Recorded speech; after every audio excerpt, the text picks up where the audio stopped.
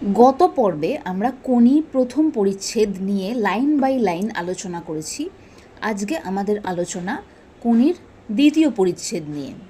গল্পটি শুরু হচ্ছে, গঙ্গায় একটা আম ভেসে চলেছে ভাটার টানে।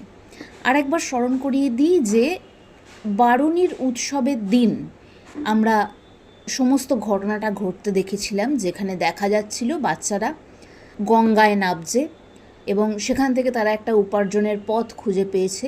পাশাপাশি আমরা বিষ্ণুধরের প্রসঙ্গ পেয়েছিলাম, যিনি ম্যাসাজ করাচ্ছিলেন, যার শরীরের ওজন 3 মণ, এবং ইম্পর্টেন্ট যা যা আলোচনা ছিল সেটা প্রথম পরিচ্ছেদে আছে।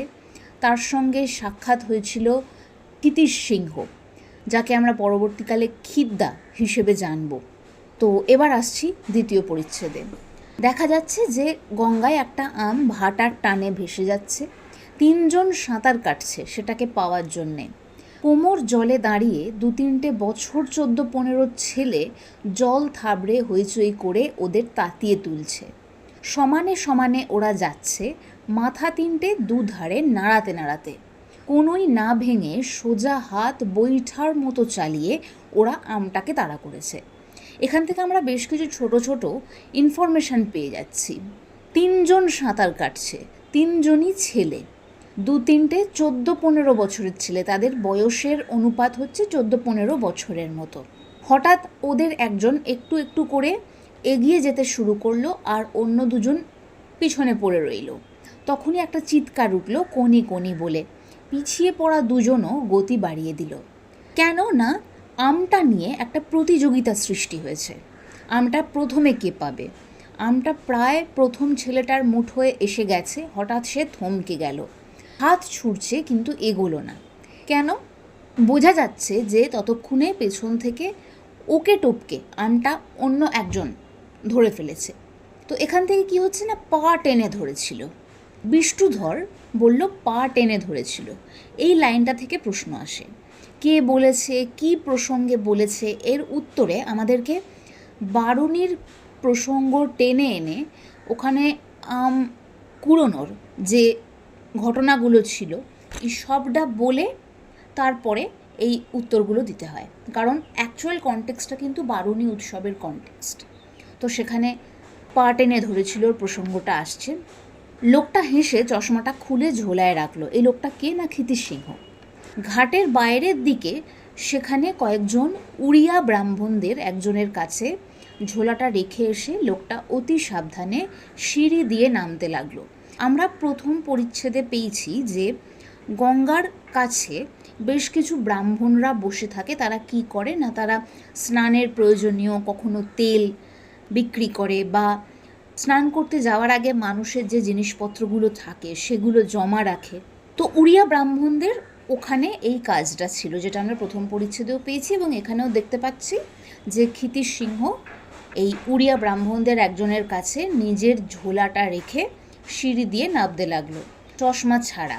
মনে হচ্ছে যেন লোকটা অন্ধ।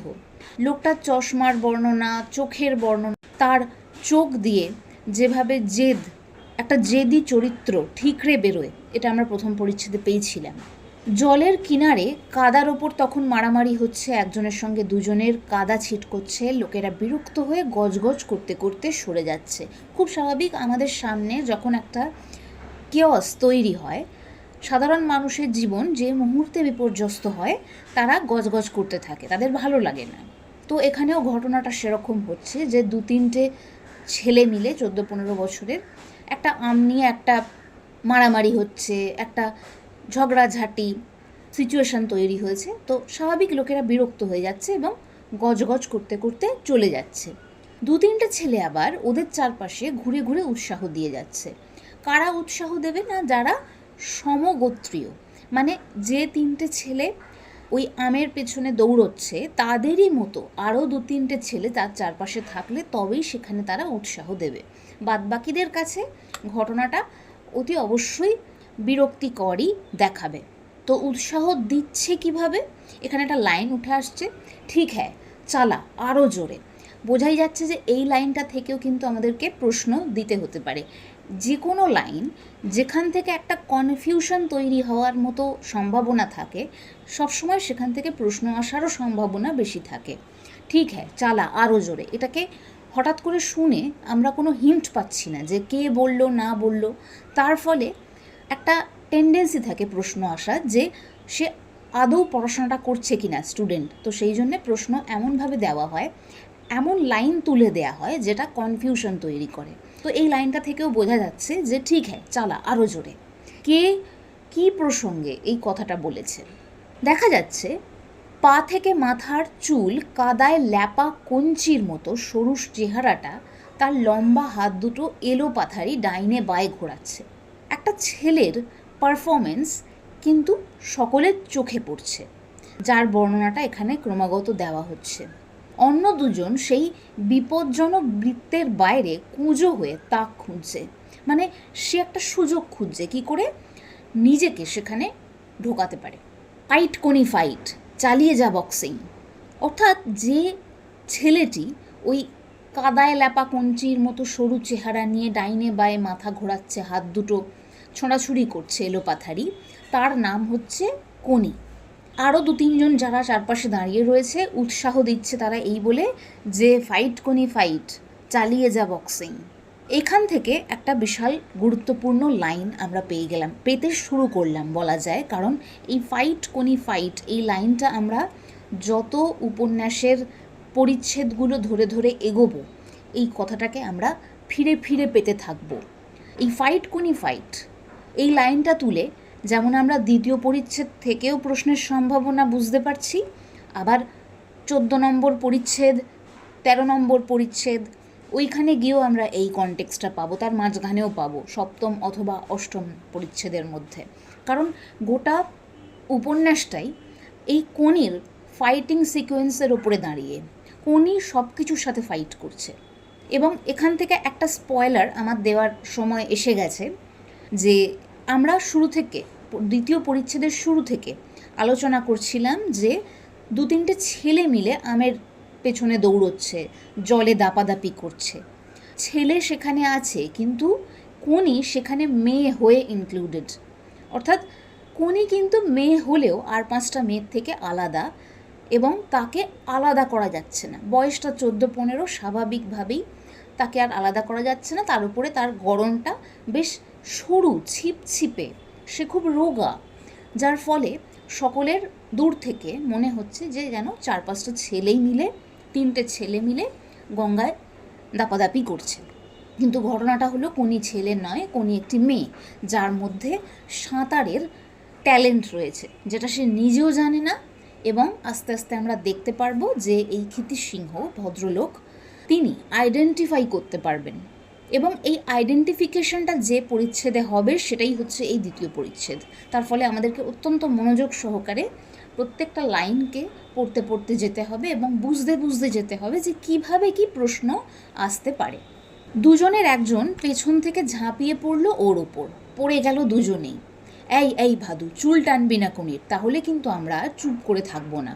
দেখা যাচ্ছে কোনি তো মেয়ে, যারা কোনির সাথে রয়েছে তারা কিন্তু কোনি যে মেয়ে সেটা জানে, এবং তার ফলে কোনি মেয়ে হিসেবে সেখানে উপস্থিত, এবং কোনিকে যদি সেখানে অত্যাচার করা হয় স্বাভাবিক যারা ভালো তারা সেখানে ব্যাপারটার প্রোটেস্ট করবে। তো সেই সিনারিওটা উঠে আসছে। তাহলে এখানে আর একটা কনটেক্সট আমরা পেয়ে যাচ্ছি যে ভাদু আর কোনির মধ্যে একটা ফাইটিং সিকোয়েন্স চলছে। এই ভাদু ক্যারেক্টারটাকেও আমরা পরবর্তীকালে 14 কি 15 নম্বর পরিচ্ছেদে পাবো। কোনির বন্ধু এরা সব। কোনির পিঠের ওপর বসা ভাদু চুল ছেড়ে দিয়ে 2 হাতে কোনির মাথা ধরে কাদায় মুখটা ঘষে দেওয়ার চেষ্টা করতে লাগলো। কোনি পা ছুঁড়ল, কোমরে চার দিয়ে ওঠার চেষ্টা করলো, তারপর ঝটকা দিয়ে ভাদুর ডান হাতটা মুখের কাছে টেনে নিয়ে এসে কামড়ে ধরলো 2টো আঙুল। পুরো ফাইটিং সিকোয়েন্সটা বলা যায় না, এরকম প্রশ্ন আসতে পারে যে ফাইটিং সিকোয়েন্সটার বর্ণনা দাও। চিৎকার করে ভাদু লাফিয়ে উঠল, সঙ্গে সঙ্গে কোনি উঠে দাঁড়িয়ে ভাদুর ওপর ঝাঁপিয়ে পড়ল। খুবলে নেব তোর চোখ, বার কর আম, আমাকে চোবানো, পুঁতে রাখবো তোকে এই গঙ্গা মাটিতে, হয় আম দিবি নয় চোখ নেব। এখান থেকে আমরা কোনির একটা ফাইটিং স্পিরিটের উদাহরণ পেয়ে যাচ্ছি। ও কিন্তু হাল ছেড়ে দেওয়ার মেয়েই নয়, ভাদু ওর বন্ধু, ভাদু ওকে ছাড়ছে না, কিন্তু কোনি ওকে পাল্টা মারটা দিতেও ছাড়ছে না। অর্থাৎ কোনির কিন্তু এটা নেচারে রয়েছে যে যে মুহূর্তে কোনির ওপরে কেউ চড়াও হওয়ার চেষ্টা করবে, সেটা যেভাবেই হোক, কোনি কিন্তু পাল্টা ফাইট দেবে। এবং ভবিষ্যতেও কোনির এই ফাইটিং স্পিরিটের বর্ণনা আমরা পাবো এবং ভালো লাগবে সেটা শুনতে। 2 হাতের 10টা আঙুল ঈগলের নখের মতো বেঁকিয়ে চিত হয়ে পড়া ভাদুর চোখের সামনে কোনি এগিয়ে আনতেই দুটো ছেলে ওকে ঠেলে সরিয়ে আনলো। কেন সরিয়ে আনছে না? কোনি এখানে প্রচণ্ড ফিউরিয়াস, প্রচণ্ড একটা রাগী মূর্তি ধারণ করেছে। ও ভীষণ রেগে গেছে, ও টেম্পার লুজ করে ফেলেছে। তাই বলছে, ছেড়ে দে চণ্ডু, হাত ছাড় কান্তি, শোধ নিয়ে ছাড়বো, আমাকে চোবানো। কোনি রেগে গেছে। এবার আমের সিকোয়েন্সটা থেকে আমি একটু সরে যাচ্ছি, কারণ এই টোটাল সিকোয়েন্সটাই হচ্ছে ফাইটিং সিকোয়েন্স। দেখা যাচ্ছে কোনি আলটিমেটলি হাতটা ছেড়ে দিয়ে কান্তি এগিয়ে এসে আর একটা ক্যারেক্টারের নাম আমরা পেয়েছি, চণ্ডু আর কান্তি, 4টে ক্যারেক্টার হলো কোনির। তার মানে আমরা 3খানা বন্ধুকে আইডেন্টিফাই করতে পেরেছি, ভাদু যার সাথে কিনা ফাইট হচ্ছে, চণ্ডু আর কান্তি, টোটাল 4 জন মেম্বার। তো আলটিমেটলি আমটা কোনির কাছে গেল। ভাদু প্যান্টের পকেটে আমটা রেখে দিয়েছিল এবং সেখান থেকে কোনি কাছে সেটা ভাদু পৌঁছে দেয়। কয়েকটা কাঁচা আম বের করে বড়টা বেছে নিয়ে কোনির দিকে ছুঁড়ে দিল। লুফে নিয়েই কোনি কামড় বসালো, সঙ্গে সঙ্গে বিকৃত মুখে বলল, কি টক রে বাবা, মা গঙ্গাকে এমন আমও খেতে দেয়? আচ্ছা, আবার আমরা একটা কনফিউজিং লাইন পেয়ে গেলাম, মা গঙ্গাকে এমন আমও খেতে দেয়। মা গঙ্গাকে কেন, কোন প্রসঙ্গে মানুষ আম খেতে দেয়? আবার বারণের প্রসঙ্গটা এসে হাজির হলো। এখানে উত্তর যদি দেয়, সাধারণত যে সিলেবাস ডিভিশন থাকে, যখন 2য় পরিচ্ছেদ আসছে সেখানে 1ম পরিচ্ছেদটাও অবভিয়াসলি থাকে। তার ফলে এখান থেকে একটা যৌথ চ্যাপ্টার মিলিয়ে প্রশ্ন আসতে পারে যে মা গঙ্গাকে এমন আমও খেতে দেয়, কে কোন পরিস্থিতিতে আমটা খেতে দিল? নর্মাল পরিস্থিতিতে তো কেউ মা গঙ্গাকে আম খেতে দেয় না, তাহলে কেন দিল? এখান থেকে একটা কনফিউশন তৈরি হচ্ছে। আচ্ছা, কোনির সিলেবাস ডিভিশনের ওপরে উত্তর লেখবার প্যাটার্ন নির্ভর করে। যখন আমার সিলেবাসে প্রথম 5টা পরিচ্ছেদ রয়েছে, দেখা যাবে পরীক্ষায় যখন আমার ওই 5টা পরিচ্ছেদ থেকে প্রশ্ন আসবে, আমার উত্তরের মধ্যে যেন ওই 5টা পরিচ্ছেদের আইডিয়াটা হাইলাইটেড হয়। যিনি এক্সামিনার, তার কাছে এটা দেখাতে হবে যে কোনো সাবজেক্টেই যে হ্যাঁ, আমি পড়াশোনা করে এসেছি, আমি দায়সারাভাবে উত্তর লিখতে আসিনি। এবার যখন আমার সিলেবাসে 8টা পরিচ্ছেদ থাকবে, উত্তর লেখার প্যাটার্ন বা উত্তরের ডেপথ এমন হবে যেন ওই প্রথম থেকে 8টা পরিচ্ছেদই আমি ভালো করে পড়েছি। এইভাবে উত্তর লেখার প্রেজেন্টেশনটা করতে হয়। আবার যখন গোটা বইটা রয়েছে তখন তো আর বলার অপেক্ষা রাখে না, আমাদেরকে গোটা বইয়ের প্রেক্ষাপটের ওপরে উত্তরটা দেওয়ার চেষ্টা করতে হবে। এবার একটা সিচুয়েশন আসছে, কারণ ফাইটিং সিকোয়েন্সটা কেটে গেছে, আবার বন্ধুত্বের সিকোয়েন্স ফিরে এসেছে।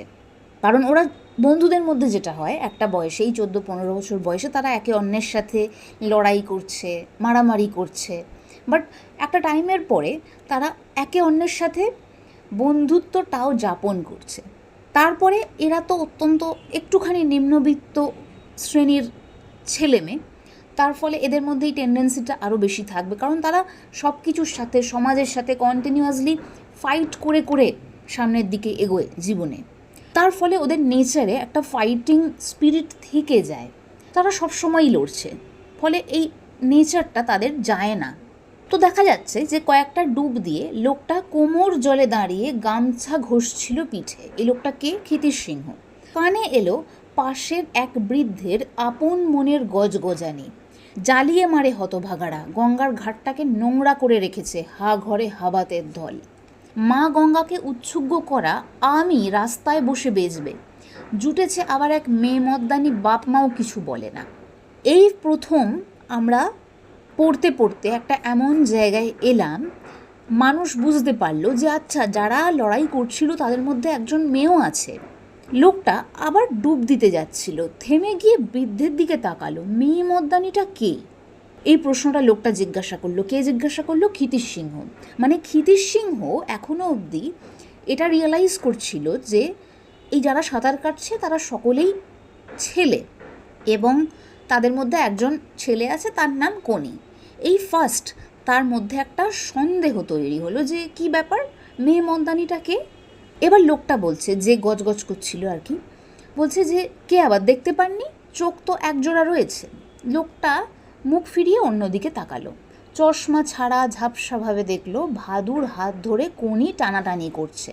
কাদামাখা কোনির মধ্যে দিয়ে একবার একটি মেয়ে ফুটে ফুটে উঠছে যেন। ঘাড় পর্যন্ত ছাঁটা কাদামাখা চুল মাথায় বসে, প্যান্টে গোঁজা গেঞ্জি শরীরের সঙ্গে লেপ্টে দ্বিতীয় পরত চামড়া হয়ে আছে। দীর্ঘ সরু দেহ, সরু পা, সরু হাত। লোকটা ঠাউর করতে পারছে না কোনির ছেলে কি মেয়ে।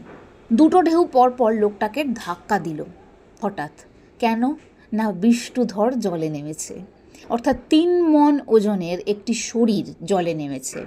প্রথম পরিচ্ছেদে এই ক্ষিতিশ সিংহ বিষ্ণুধরকে বেশ কিছু কথা বলেছিলেন, যেহেতু তার বডিটা ওভারওয়েট এবং অতিরিক্ত ওজন থাকার ফলে সেখানে যেহেতু অনেক মেডিকেল এমার্জেন্সির প্রসঙ্গ চলে আসে, তো ক্ষিতিশ সিংহ তাকে বলেছিল যে শরীরটা নিয়ে তিনি যাতে সচেতন হন। তো ওই প্রসঙ্গেই একটা কথা উঠে এসেছিল যে শরীরটাকে চাকর বানাতে হবে। তো সেই প্রসঙ্গে বিষ্ণুধরের মনের মধ্যে একটা কোয়েশ্চেন মার্ক তৈরি হয়েছে যে এইটা আবার কী জিনিস। তো এইখানে একটা সুযোগ পেয়ে বিষ্ণুধর ক্ষিতিশ সিংহকে জিজ্ঞাসা করছে, আচ্ছা শরীরটাকে চাকর বানানো সেটা কি ব্যাপার? ক্ষিতিশ সিংহ উত্তর দিচ্ছে, সোজা ব্যাপার, লোহা চিবিয়ে খেয়ে হুকুম করবেন হজম করো, পাকস্থলী হজম করবে। বলবেন 5 মাইল হাঁটিয়ে নিয়ে চলো, পা জোড়া অমনি পৌঁছে দেবে। শখ হলো গাছের ডাল ধরে ঝুলবেন, হাত দুটো আপনাকে ঝুলিয়ে রেখে দেবে, এই সব আর কি। এবার এই কথাগুলোর মধ্যে একটা হালকা হিউমার আছে, একটা হালকা মোটিভেশনাল স্পিরিট দেওয়ার চেষ্টাও আছে হিউমারের মধ্যে দিয়ে। সেটা শুধু ক্ষিতিশ সিংহ বিষ্ণুধরকে দিচ্ছে তা নয়, এটা আমাদেরকেও দেওয়া হচ্ছে। কেন? তাহলে এর মধ্যে হিউমারটা কি? এই যে লোহা চিবিয়ে খেয়ে হুকুম করবেন হজম করো, পাকস্থলী হজম করবে, এখানে টোটাল লাইনগুলোর মধ্যে একটা কনটেক্সট উঠে আসছে। যা কিছু অসম্ভব সেটা যদি আমি আমার ব্রেনকে বলি যে তুমি এটা করো, তাহলে ব্রেন এটা করতে পারবে। এখন অবশ্যই একবার বললে ব্রেন তো সেটা করতে পারবে না, বা সব অসম্ভব কাজকেই যে সম্ভব করা যাবেই এমনটাও নয়, আবার সবাইও সেটা পারবে না। কিন্তু কিছু কিছু অসম্ভব কাজ থাকে যা কিন্তু যদি আমরা ধীরে ধীরে চেষ্টা করি, সেই ব্যাপারটাকে করার জন্য উপযুক্ত প্রশিক্ষণ নিই, তাহলে পারা যায়। তো এখানেই হিউমার রয়েছে যে অসম্ভব কিছু কনটেক্সট ইনক্লুড করে ক্ষিতিশ লাইনটাকে সাজিয়েছে। পাশাপাশি এর মধ্যে একটা মোটিভেশনাল জায়গা দেওয়ারও চেষ্টা আছে যে হ্যাঁ, চাইলে সব পারা যায়। এই সবের মধ্যে অবভিয়াসলি কোন জিনিসটা রিয়েলিস্টিক এবং কে ট্রাই করছে, তার শারীরিক ক্ষমতা, মানসিক ক্ষমতা, ইচ্ছে, তার চাওয়ার উপরে অনেকটাই নির্ভর করছে। সবটাই এক লাইনে মানুষের চাওয়ার ওপর নির্ভরশীল।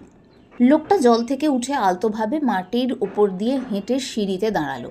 ভিজে গামছাটা নিংড়ে পায়ে লাগা মাটি ধুয়ে গঙ্গার দিকে তাকালো। ঝাপসাভাবে দেখলো পাড়ের কাছে কিলবিল করছে মানুষ, তার মধ্যে কোনিকে চিনে নেওয়া সম্ভব হলো না। এখন আমরা একটা জিনিস দেখতে পাচ্ছি যে প্রথম পরিচ্ছেদের শেষেও কোনি একটা ডাক এসেছিল, এবং দ্বিতীয় পরিচ্ছেদেও থেকে থেকে আমরা দেখতে পাচ্ছি যে এই লোকটা মানে ক্ষিতিশ সিংহ কোনিকে বারবার যেন একটা টার্গেট করছে। আসলে যারা শিক্ষক হয়, আমি আমার ব্যক্তিগত অভিজ্ঞতাও এর সঙ্গে মেলাতে পারছি, যারা শিক্ষক হয় তারা কোনো একটা সিক্স সেন্স লাগিয়ে বুঝতে পারে কার মধ্যে একটা স্পেশাল এবিলিটি আছে। এটা বোঝা যায় যে কে ভালো করছে বা কে আস্তে আস্তে ভালো করবে। এটা দীর্ঘদিন পড়ানোর বা দীর্ঘদিন সাঁতার কাটানোর বা যে কোনো ফিল্ডেই একটা মানুষ যখন দীর্ঘদিন যাবৎ কাজ করে, তার মধ্যে একটা অভিজ্ঞতার জ্ঞান তৈরি হয়, জ্ঞান চক্ষু তৈরি হয়। সেই চোখটা দিয়ে, সেই এক্সপিরিয়েন্স থেকে তারা এক ঝলক দেখে বা কিছু প্যাটার্ন দেখে বুঝে যায় যে এর মধ্যে পসিবিলিটি আছে। কোনিকে ক্ষিতিশ সিংহ এখনও খুব ভালো করে চেনে না, কিন্তু ওর সাঁতার কাটাটা দেখেছে এবং এটা বুঝতে পেরেছে যে আর 2-3 জনও যে সাঁতার কাটছিল তাদের প্যাটার্ন আর কোনির প্যাটার্ন ন্যাচারালি আলাদা। কোনির মধ্যে জিতে নেওয়ার ফাইটিং স্পিরিট আছে। যে কোনো একটা জায়গায় পৌঁছতে গেলে সেটা হেলদি ওয়েতেই হোক বা আনহেলদি ওয়েতেই হোক, কিন্তু সবসময় একটা বেটার করার ব্যাপার মধ্যে থাকতে হয়। বা অনেকে খুব কম্পিটিটিভ মাইন্ডের হয়। হেলদি কম্পিটিশন হচ্ছে নিজের সাথে নিজের কম্পিটিশন, কিন্তু অনেকে আছে যারা অন্যের সাথেও খুব দৃঢ় একটা কম্পিটিশনের মধ্যে ইনক্লুডেড হয়। সেটাও খারাপ নয়, কিন্তু তার থেকেও ভালো হচ্ছে নিজের সাথে নিজের কম্পিটিশন। যাই হোক, কনটেক্সটে আসছি। লুঙ্গি পাঞ্জাবি পরে ঝোলা হাতে চশমা মুছতে মুছতে লোকটা একবার সিঁড়ির মাথায় এসে দাঁড়ালো। চশমা চোখে দিয়ে পাড়ের ডাইনে বাঁয়ে তাকালো। হঠাৎ নজরে এলো গঙ্গার বুকে 4টে কালো ফুটকি। তারা সিকি গঙ্গা পার হয়ে এগিয়ে যাচ্ছে। লোকটা আপন মনে একবার বলল, কোনি কোনি। এখানে আরও আমাদের কাছে পরিষ্কার হলো যে কোনির সাঁতার কাটার প্যাটার্নটা কোনোভাবে যেন এই ক্ষিতিশ সিংহের সুদীর্ঘ অভিজ্ঞ সাঁতার প্রশিক্ষক হিসেবে তিনি একটা দীর্ঘ জীবন যাপন করেছেন, তার চোখে এটা কোথাও লেগে আছে। কিছুক্ষণ তাকিয়ে থেকে ভিজে গামছাটা পাগড়ির মতো মাথায় জড়িয়ে লোকটা বাড়ির দিকে রওনা হলো। আচ্ছা, এবার আমরা ক্ষিতিশ সিংহর বাড়ির বর্ণনাটা পাবো। ছোট প্রশ্ন আসতে পারে 2 or 3 মার্কসের। মিনিট 15 পর সরু গলির মধ্যে একতলা টালির চালের একটি বাড়িতে লোকটা ঢুকলো। সদর দরজার পরেই মাটির উঠোন, টেনে টুনে একটা ভলিবল কোর্ট তাতে হয়ে যায়। লঙ্কা, পেঁপে, জবা থেকে চালকুমড়ো পর্যন্ত উঠোনটা নানান গাছে দখল হয়ে আছে। একদিকে টিনের চালের রান্নাঘর, কলঘর, আর অন্যদিকে দালান, তার পেছনে 2টো ঘর। একতলা বাড়িটা চারিদিকের উঁচু বাড়িগুলোর মধ্যে খুব শান্তভাবে যেন উবু হয়ে বসে আছে। উত্তর দিকে বাড়ির মালিক হলধর বর্ধন এই একতলা বাড়িটা কেনার জন্য 2 প্রস্তাব করেছে, কিন্তু লোকটা, যার সংসারে শুধুই স্ত্রী আর 2টি বেড়াল রয়েছে, বিনীতভাবেই সেটা প্রত্যাখ্যান করেছে। এই যে পুরো স্ট্যান্ডাটা, মিনিট 15 পর সরু গলির মধ্যে দিয়ে একতলা টালির চালের বাড়িতে লোকটা ঢুকলো, লাইনটা এখান থেকে শুরু হচ্ছে। এই যে পুরো স্ট্যান্ডাটা, এখান থেকে ক্ষিতিশ সিংহর বাড়ি এবং ক্ষিতিশ সিংহর মেন্টালিটি, ক্ষিতিশ সিংহর বাড়ির প্যাটার্ন এবং তার এক প্রতিবেশী উত্তর দিকে বাড়ির মালিক হলধর বর্ধন এই একতলা বাড়িটা কেনার জন্য 2 প্রস্তাব করেছেন। এখান থেকে হলধর বর্ধন নামটা ইম্পর্টেন্ট, এই লাইনটা থেকে শর্ট কোয়েশ্চেন আসতে পারে। তাহলে লোকটার ফ্যামিলিতে কে আছে? শুধুমাত্র স্ত্রী আর 2টো বেড়াল আছে। বাড়ির কলে জল আসে সামান্য। লোকটার স্ত্রীর নাম লীলাবতী, ইম্পর্টেন্ট পোর্শন, কারণ লীলাবতীর অনেকটাই কন্ট্রিবিউশন রয়েছে, সেটা যথেষ্ট রিয়েলিস্টিক একটা কন্ট্রিবিউশন। টোটাল উপন্যাসটায় খুব বাস্তববাদী প্রতিদান রয়েছে। লোকটার স্ত্রীর নাম লীলাবতী। জল খরচ করাটা লীলাবতীর শখ, জল ঘাঁটতে ভালোবাসে, অনেকে যেমন জল ঘাঁটে খুব, বিড়াল পোষার মতোই।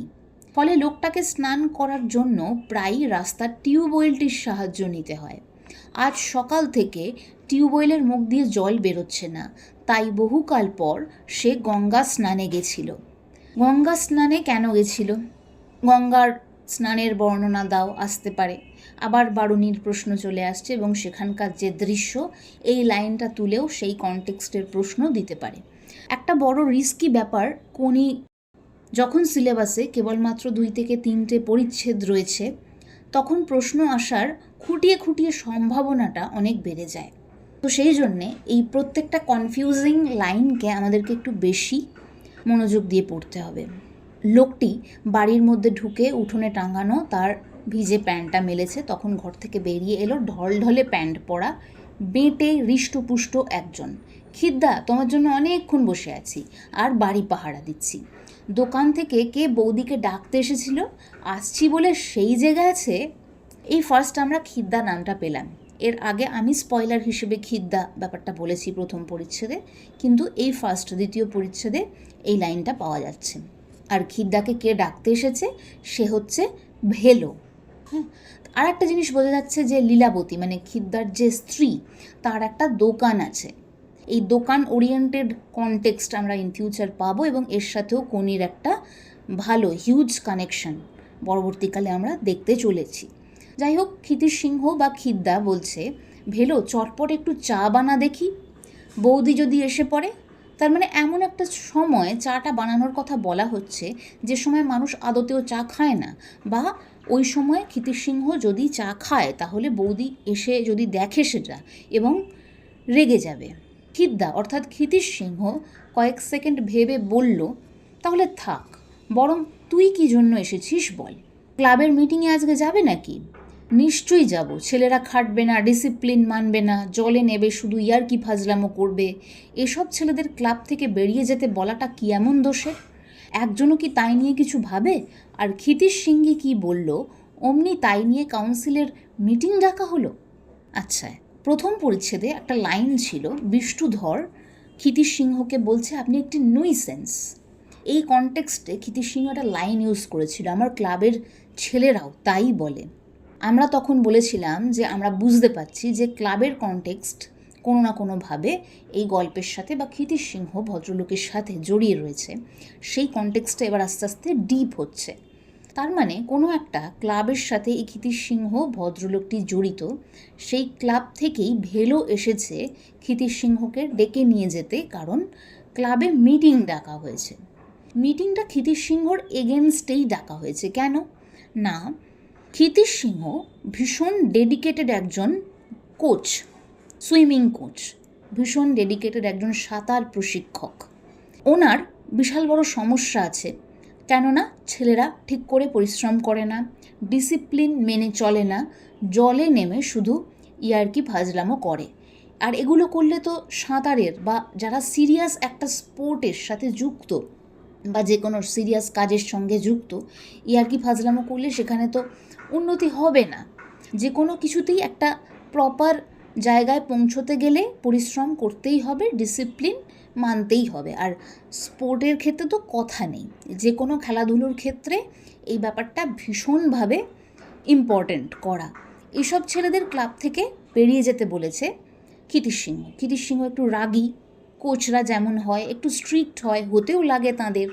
তো এই প্রসঙ্গেই ক্লাবের একটা অবজেকশন তৈরি হয়েছে এবং ক্ষিতির সিংহের বিরুদ্ধে কাউন্সিল মিটিং ডেকেছে।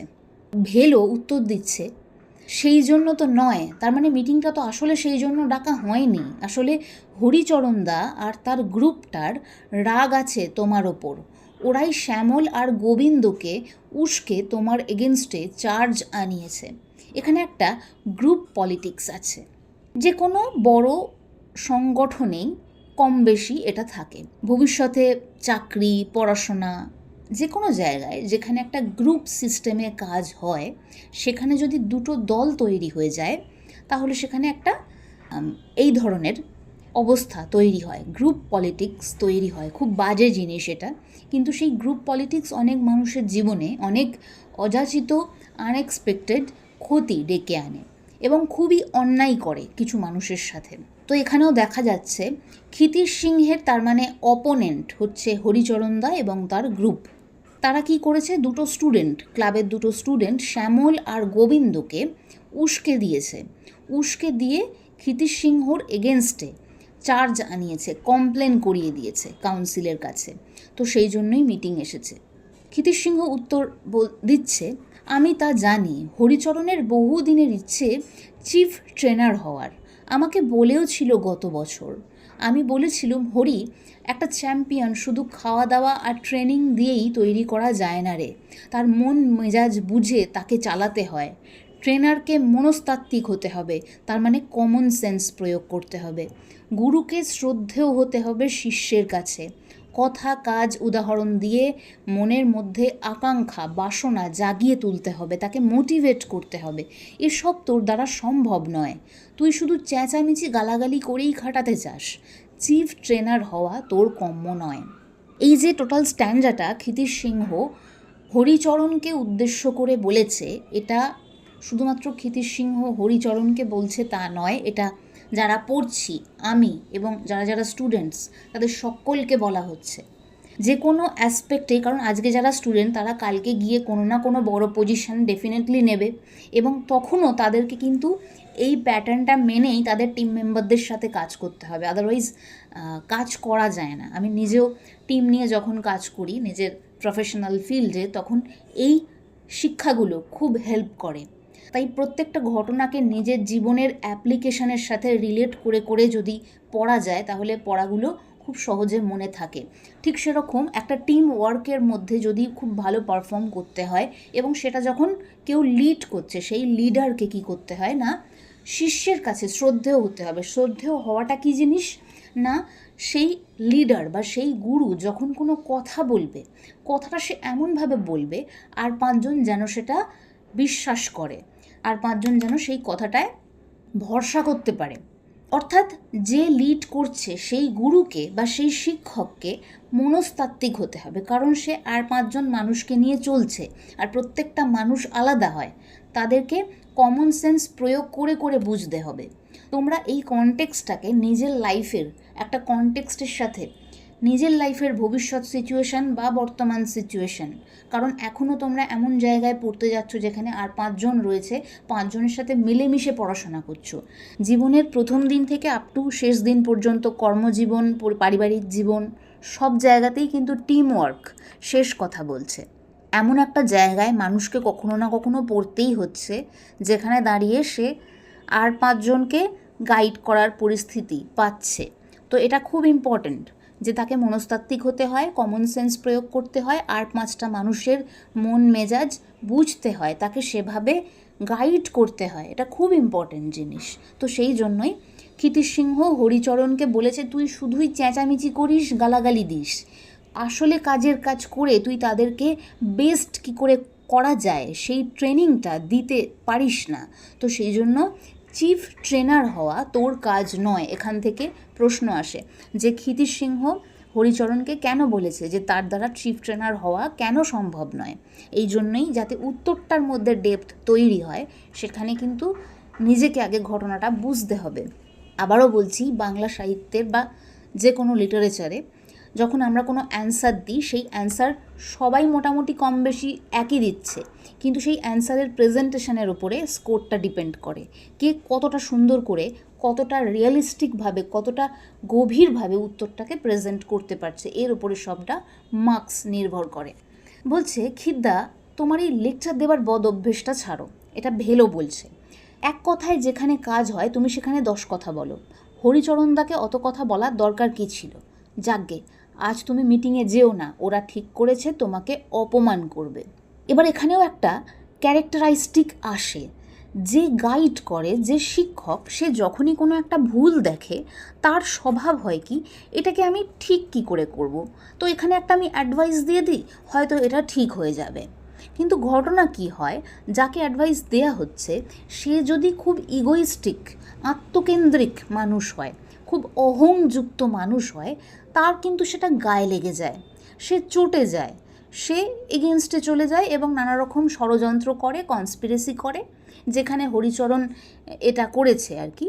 যেহেতু হরিচরণের গায়ে কথাগুলো খুব লেগেছিল, তো হরিচরণ সুযোগের অপেক্ষায় ছিল, তো সুযোগ পেয়েছে। শ্যামল, গোবিন্দ দুজন স্টুডেন্টকে দিয়ে ক্ষিতিশ সিংহর বিরুদ্ধে উস্কে দিয়েছে।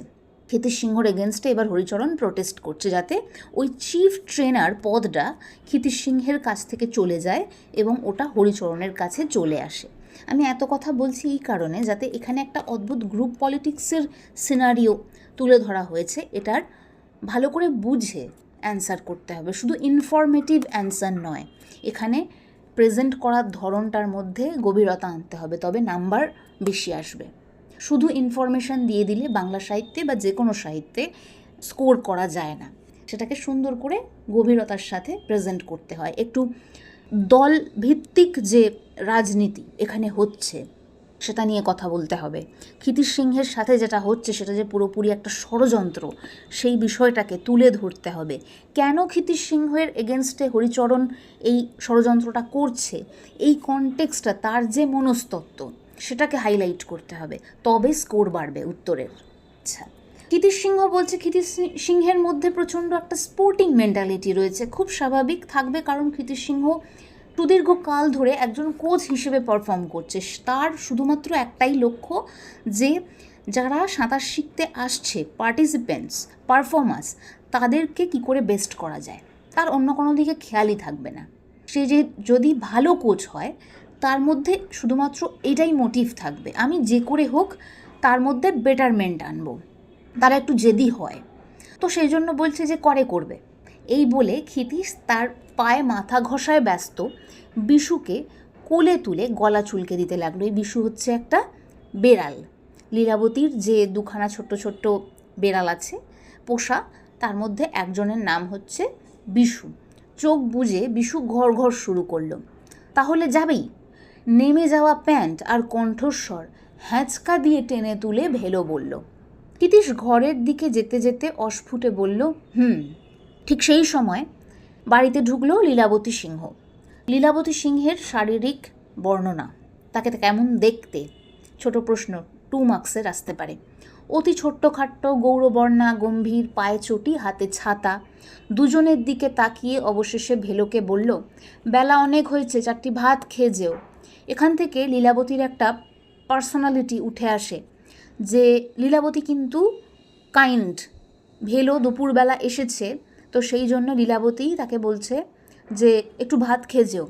ঠিক সেই মুহূর্তে ভেলোর একটা কাণ্ডজ্ঞান ফিরে এলো। ঘড়ি দেখে ব্যস্ত হয়ে বলল, না বৌদিস, বড্ড দেরি হয়ে গেল, বাড়িতে ভাত নিয়ে বসে আছে, আমি এখন যাই। খিদ্দা, তোমার কিন্তু না গেলেই ভালো। তার মানে ভেলো যে এসেছিল তার মেন মোটিভ ছিল খিদ্দাকে আমি আটকাবো, কারণ ওই কাউন্সিলের মিটিংয়ে গেলে খিদ্দাকে অপমান করবে। ভেলো চলে যেতেই লীলাবতী প্রশ্ন করল ক্ষিতীশকে, না গেলেই ভালো মানে? ক্ষিতীশ উত্তর দিচ্ছে, আজ ক্লাবের একটা মিটিং আছে, ও বলছে সেখানে আমাকে নাকি কেউ অপমান করবে, যাতে ক্লাব ছেড়ে বেরিয়ে যাই। লীলাবতী উত্তর করছে, এর মধ্যেও একটা হিউমার আছে। বলছে, তাহলে তো ভালোই হয়, ক্লাব করে তো ব্যবসা কোনোদিন দেখলে না। আমি মেয়ে মানুষ, আমাকেই কিনা দোকান দেখতে হয়, নেহাত ছেলে পুলে নেই, তাই যদি ক্লাব তোমাকে তাড়ায় তাহলে আমি বেঁচে যাই। এর মধ্যে একটা হিউমার আছে, এর মধ্যে কোনো সিরিয়াসনেস নেই। লীলাবতী রান্নাঘরে ঢুকলো। ক্ষিতীশ বিষণ্ণ চোখে দালানে বসে বিশুর মাথায় আনমনে হাত বোলাতে লাগলো। এই সময় খুশি ঘর থেকে বেরিয়ে এলো। বিশু আর খুশি, লীলাবতীর এই দুটো বেড়াল আছে। তো সেই খুশি রান্নাঘরের দিকে ল্যাজ উঁচিয়ে চলে গেল। এই ইম্পর্টেন্ট নয় এই জায়গাটা, শুধুমাত্র লীলাবতী সিংহের যে দুটো বেড়াল আছে তাদের নামগুলো জেনে রাখলেই হবে।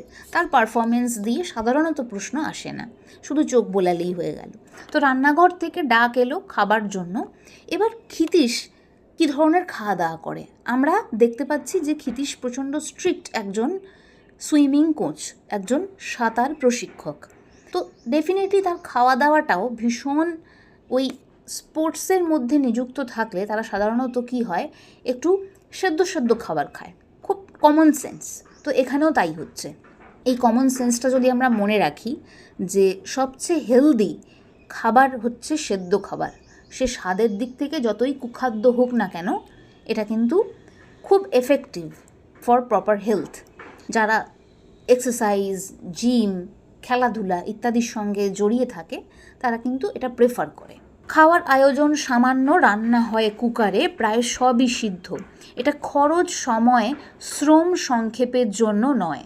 ক্ষিতীশ বিশ্বাস করে বাঙালিয়ানা রান্নায় স্বাস্থ্য রাখা চলে না, এতে পেটের 12টা বাজিয়ে দেয়। সেই জন্যই বাঙালিরা শরীরে শক্তি পায় না, কোনো খেলাতেই বেশি উঁচুতে উঠতে পারে না। খাদ্যপ্রাণ যথাসম্ভব অটুট থাকে সেদ্ধ করে খেলে, এবং সর্বাধিক প্রোটিন ও ভিটামিন পাওয়া যায় এমন খাদ্যই খাওয়া উচিত। ক্ষিতীশের একজন কোচ হিসেবে, একজন ভীষণ জেদি প্রপার কোচ হিসেবে এই স্পেকুলেশনটা বা এই ধ্যান ধারণাটা খুব ঠিকঠাক একটা ধ্যান ধারণা। কারণ বাঙালিয়ানা রান্নায় স্বাদ প্রচণ্ড বেশি থাকে, কিন্তু তেল, তারপরে কার্বোহাইড্রেট, ভাজাভুজি ইত্যাদির পরিমাণ ভীষণভাবে বেশি থাকে। তো প্রথম দিকে লীলাবতীর সাথে ক্ষিতীশের বেশ এই নিয়ে ঝগড়া হয়েছিল, কিন্তু ক্ষিতীশের এক কথা, শরীরের নাম মহাশয়, যা সহাবে তাই সয়। আচ্ছা, লীলাবতীর আগের ওই ক্লাব নিয়ে কথায় ক্ষিতীশ একটু রেগে গিয়েছিল, যেটা লীলাবতী বুঝতে পেরেছে। তো সেই জন্য ব্যাপারটাকে এবার সিরিয়াসলি নিয়ে লীলাবতী বলছে, ক্লাব থেকে তাড়াবে কেন, কি দোষ করলে?